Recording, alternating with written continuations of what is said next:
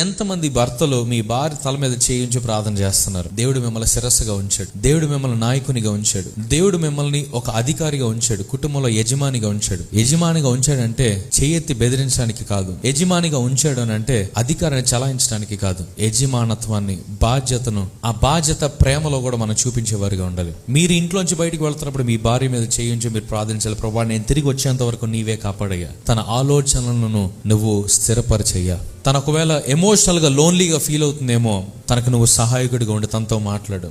ఏ కుటుంబంతో గాని, ఏ స్త్రీతో గాని, ఏ ఫ్యామిలీ మెంబర్తో గాని తను కంపేర్ చేసుకోకుండా, తను తగ్గించేసుకోకుండా, తను ఇన్సెక్యూర్ ఫీల్ అవ్వకుండా తనకు నువ్వు తోడుగా ఉండు. తనకి ఫిజికల్ గా మంచి హెల్త్ దయచేయ, మెంటల్ గా మంచి స్ట్రెంత్ దయచేయ. తన పోరాడుతున్న ప్రతి పోరాటంలో నువ్వు తోడుగా ఉండయ్యా. అపవాది ఇదిగో తన దరికి రాకుండా నీవే కాపాడు తండ్రి.